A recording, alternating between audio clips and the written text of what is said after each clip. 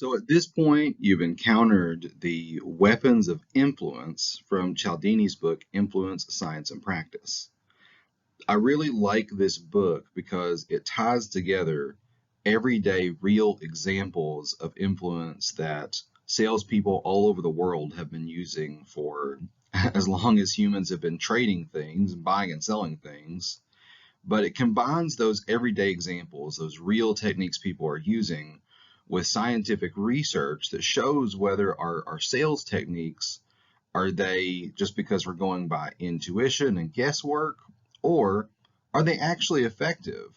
And the science behind these shows that these are all actually very effective. So let's get right into it. In this presentation, we're going to go through a brief introduction to all of the techniques of influence, and then you're going to see a few ways that connect to other topics from the class. Here's our roadmap. Here are the techniques we're going to go through, and let's get right into it. As far as I can tell, biologists think that organisms have been using the rule of if you help me, I'll help you. Organisms have been using that since single-celled organisms existed. They evolved the tendency to share resources with each other when it was advantageous to help them in their environment.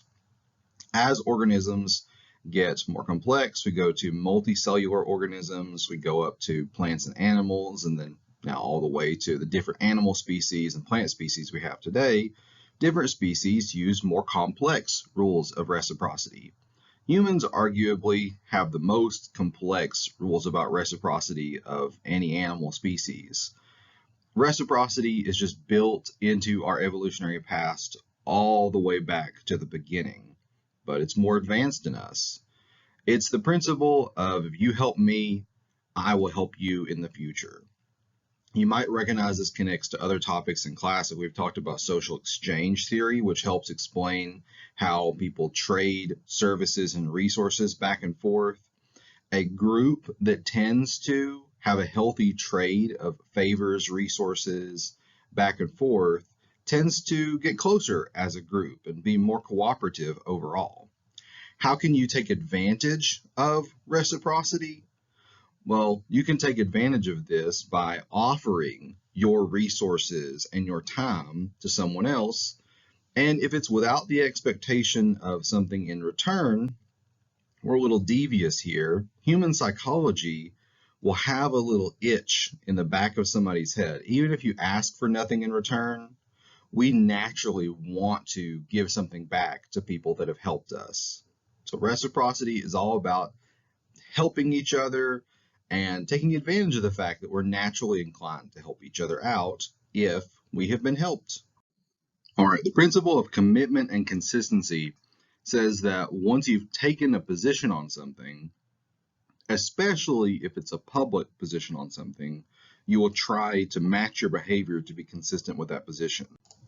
I'm going to go through a personal example based on the image that's here on this slide. So many fraternities and sororities will take advantage of the principle of commitment and consistency. Now, there's a problematic version of this, which I'm not going to talk about because it didn't happen to me, which is that many sororities and fraternities, especially in the past, are known for hazing rituals. Now, hazing rituals are a way to abuse the principle of commitment and consistency. How does that happen? So if you undergo a hazing ritual, so you've given up your time and your dignity, you've gone through a terrible experience in order to join an organization, that triggers your tendency to want to, I put all this time into it, I bled for this, I hurt for this. That makes me feel all the more strongly that I need to join this organization. Now, typically, I think my experience is more typical. I joined an honors fraternity. The sacrifices that I had to make, the commitment I made, was studying for tests about the history of the organization, putting a lot of time into events. So, saying that I was going to join, that I was thinking about joining. So I committed all these little ways. And then to be consistent with those commitments, I joined the honors fraternity for a while. So you can take advantage of this through extreme commitment rituals such as hazing, but it's also a normal part of, once you commit to something, an idea or group or whatever it is, you follow through with that. Imagine you go into a new restaurant you've never been before, and you see people, there's a server stand, but they skip the server stand and they just go sit at the tables. You've seen several people do this. So my question to you is, after seeing people do that, are you going to stand at the server stand and wait to be seated, or are you going to copy what others did and go seat yourself? Well, you're taking a risk either way, but social proof would say that if other people are doing it, you get cues that that is the appropriate behavior. And this is a useful tool of influence because typically, when other people are doing something, that is the correct thing to do. This ties into it's how we learn about the norms of the culture that we're a part of. You see people acting out those norms. So social proof is a useful tool of influence. It can also be manipulated. I'll tell you a real example that's happened to me countless times over the past couple years. I use several social media platforms, or at least like check them and look at several news websites and things. If you see an ad campaign where you see people all doing the same thing, everybody's going to Disney World, be they on TikTok ads or ads on CNN.com or Facebook ads or Instagram ads. If you see everybody doing the same thing, be it going to Disney World or drinking the same thing or playing the same video game, that is a signal to your brain. Even if you're consciously aware that they're ads, that is a signal to your brain. Everybody's doing it. Maybe I should be doing it too. This is how like advertisement campaigns can take advantage of the principle of social proof. Another very common sense weapon of influence is liking. Humans have an innate need to belong to groups. We want to be liked by other people. We want to be around people that we like. So the social influence technique of liking is manipulating how much people like you in order to influence their opinions and their beliefs and their behavior. This is a good thing. We do this unconsciously all the time. We tend to match our beliefs and behaviors to people that we like, and people that like us match their beliefs. But this can be used, to take advantage as well. And I want to give an example here. I am a big fan of the McElroy brothers and their dad. They have been involved in radio for a long time and podcasts and now books and other things. They're most well known for their podcast, My Brother and Me. I'm a big fan. I recognize in part because I like them so much. Whether the quality of the material is good or bad, I like them. They've spent a long time managing their brand and how they interact with their fans and community and do their podcast so that they're very likable people. That is an influence on me that I tend to improve my attitudes toward their podcast, and I listen to more and I buy some of their stuff because I like them as people. I think this is a good example of where it's a mix between they're deliberately using a social influence technique, and it's just a natural part of being human. Yes, they're media personalities, so they have to influence us a little bit by making people like them, by being likable, but it's also a genuine thing people try to do, is to be likable in order to fit into a group, fit into a community, or have our opinions shared back and forth. This is the human need to belong is one of the strongest, I think, theories in evolutionary psychology, is that humans have an innate need to belong to the group, and the principle of liking kind of taps into that. It's Thursday, it's almost the end of the week, and you have some kind of medical problem, and you sought the advice of two different people. One of them is a medical doctor, right? You scheduled a doctor's appointment. The second opinion you got was from somebody you happen to strike up a conversation with while you were walking to your doctor's appointment. All things being the same, would you listen to the advice of a medical doctor about your medical problem or a random person you met on the street? I think this is an example of how we use authority as a shortcut to decide who is worth listening to. And in many cases, in most cases, we decide that people with more authority are the people that we trust. When it's medical issues, I trust doctors. If it's spiritual issues, I might just trust my church leader. If it is scientific issues, I'm going to look at who the experts are in the field that I'm interested in. That's a great shortcut because if everybody's opinions were equal, we would never know who to listen to or who to trust.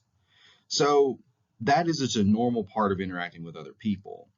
How this can be manipulated as a weapon of influence is by giving your viewpoint the appearance of authority, even if it's not real. Advertisers, for example, will hire actors to dress up as doctors for their TV commercials. They're not real authority figures, but they have the trappings of one, so that tricks your brain a little bit.